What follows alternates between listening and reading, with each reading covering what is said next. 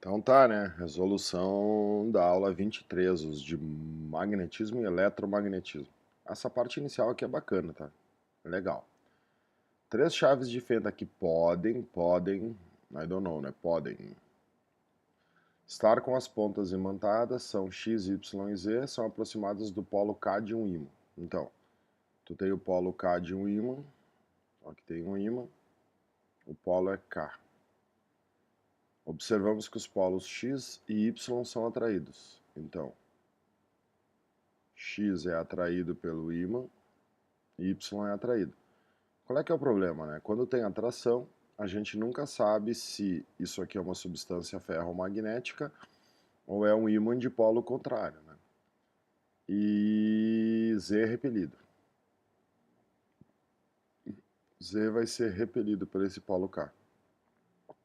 Se a chave X é um polo sul, bom, então tá, então agora mudou de figura, né, a coisa. X é sul. Se X é sul e X é atraído, o que eu tenho certeza? Isso aqui é um ímã, então isso aqui é norte.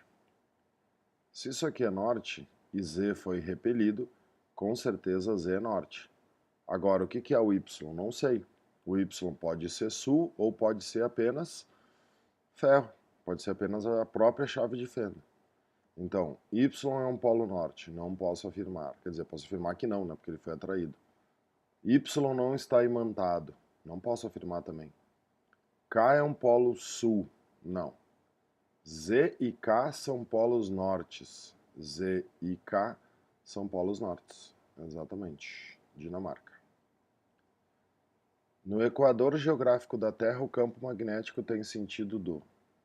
Cuidado, o equador geográfico da Terra, superfície externa, né? O que a gente viu do campo magnético da Terra? O campo magnético da Terra, ele sai do sul geográfico, que é o norte magnético, sobe por fora, dá a volta e entra por dentro, lá no interior da Terra, né? O campo faz isso aqui, ó. Aonde que é o Equador? O Equador está aqui. Vou até pegar uma cor diferente. Aqui está a linha do Equador, né? E não aqui. Então, como é que está o campo aqui? Vertical para cima. Então, do sul para o norte geográficos. Sim, sim, sim, sim, sim. Na figura tem-se três barras A, B, C, D e F, aparentemente idênticas. Experimentalmente se constata que a extremidade A atrai D. Tá, A atrai D. Se o A atrai D, o que eu tenho certeza? Que uma é ímã e a outra é ferro. Ou que as duas são ímãs de polos opostos. Então, eu não tenho certeza de nada. A 2 diz A atrai C. Opa, A atrai D e A atrai C. Se A atrai D e A também atrai C, não podem ser dois ímãs. Porque se fosse dois ímãs, ele ia atrair uma extremidade e repelir a outra. Então, uma tem que ser ímã, a outra tem que ser ferro. Só que tu não sabe qual que é ímã e qual que é ferro. Cuidado com aquela história, né? O ímã atrai o ferro, assim como o ferro atrai o ímã. Tu não pode dizer que é porque o A está atraindo que o A é o ímã. Se o A for ferro e o C e o D for ímã, eu posso muito bem dizer que o ferro atrai o ímã. A atração é sempre mútua, a atração é nos dois sentidos, ação e reação. Agora, a 3 resolve tudo. A 3 diz que D repele E. Opa, D repele E. Só existe repulsão entre ímãs. Então, isso aqui é um ímã e isso aqui é um ímã. Não existe repulsão entre ímã e ferro.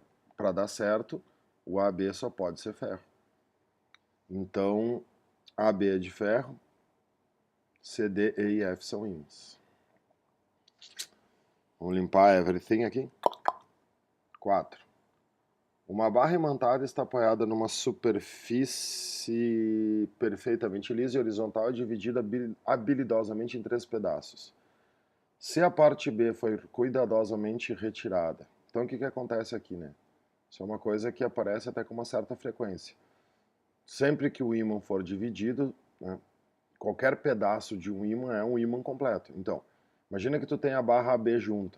Vamos supor que aqui seja o polo norte e aqui seja o polo sul. No momento que tu dividir, tu vai ficar com o pedaço A, com o pedaço B e com o pedaço C. Cada pedaço desses, individualmente, é um ímã completo. Quer dizer, tem um polo norte e um polo sul. E os polos originais se mantêm. Então, originalmente esse lado aqui era norte. Então esse lado aqui vai virar sul. Esse lado aqui do B passa a ser norte, esse lado aqui passa a ser sul, esse lado do C passa a ser norte e aquele que era sul continua sendo sul. Então, se a parte B foi cuidadosamente retirada, se o B sumir, o que, que vai sobrar? O sul do A com o norte do C. Então, o pedaço A e C vão se atrair. Então, se a parte B foi cuidadosamente retirada, então aproximam-se. Aqui faltou uma partezinha, né? Então A e C aproximam-se. Tem um errinho aqui, mas dá para entender. Bom, a próxima questão é de bússola.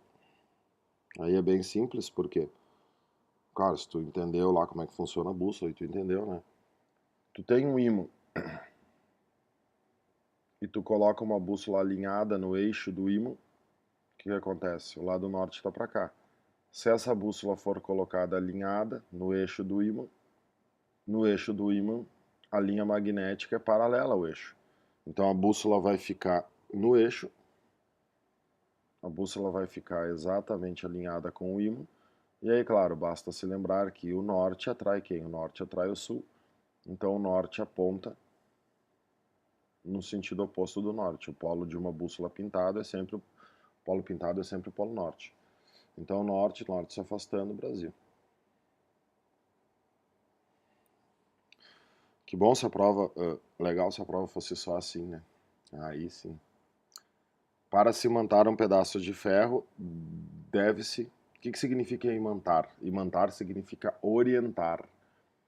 Para orientar, o que tu faz? Tu submete ele a um campo magnético. O ferro, como é que se chama o ferro? O ferro se chama ímã transitório. Sempre que tu colocar um pedaço de ferro próximo de um ímã, isto é, dentro de um campo magnético de um ímã, o ferro vira um ímã, porque ele se orienta, os elétrons dele ficam organizados e ele cria ao redor dele um campo magnético. No desenho, o ímã A foi dividido em 3 pedaços. Então o ímã A foi dividido em 3 pedaços, é parecido com aquela de antes. Se esse lado é norte, vai continuar sendo norte, então X vira sul, o Y fica norte, o Z fica sul, o W fica norte e aqui continua sul. Considere as afirmativas. As pontas X e Z se atraem. X e Z, sul com sul, se repelem. As pontas Y e W se repelem. Y e W, norte com norte. Uhum. As pontas X e W se repelem. X e W não, X e W se atraem. Então, corretas é apenas a afirmativa 2 é verdadeira. Limpando. Questão 8. Muito bem. Considere o enunciado abaixo as 4 propostas para completá-lo. Do ponto de vista de um observador em repouso, com relação ao sistema de referência, um campo magnético pode ser gerado pela força de interação entre duas cargas em repouso. Cargas em repouso, eletricidade estática. Carga em repouso não cria campo magnético. A 1 está fora. 2. Pelo alinhamento de dipolos moleculares. Claro, se tu alinhar os dipolos, o que são dipolos? O polo norte e o polo sul, 2 polos. Se tu alinhar o polo norte e o polo sul de um corpo, significa que as cargas desse corpo foram organizadas. Se as cargas foram organizadas, tu cria um campo magnético. Por uma corrente elétrica percorrendo um fio. Bom, isso aqui é basicona, né? Quando que a corrente cria campo? Sempre. Então a 2 está certa, a 3 está certa, a 4. Por um campo elétrico cujo módulo varia em função do tempo. Essa aqui que era confusa, né? Por que essa está certa? Porque o campo elétrico está variando. Para o campo elétrico variar, só tem um jeito. A carga se movimentou. E sempre que a carga se movimenta, tu cria magnetismo. Não tem como tu variar um campo elétrico sem ter movimentação de cargas. Então é 2, 3 e 4.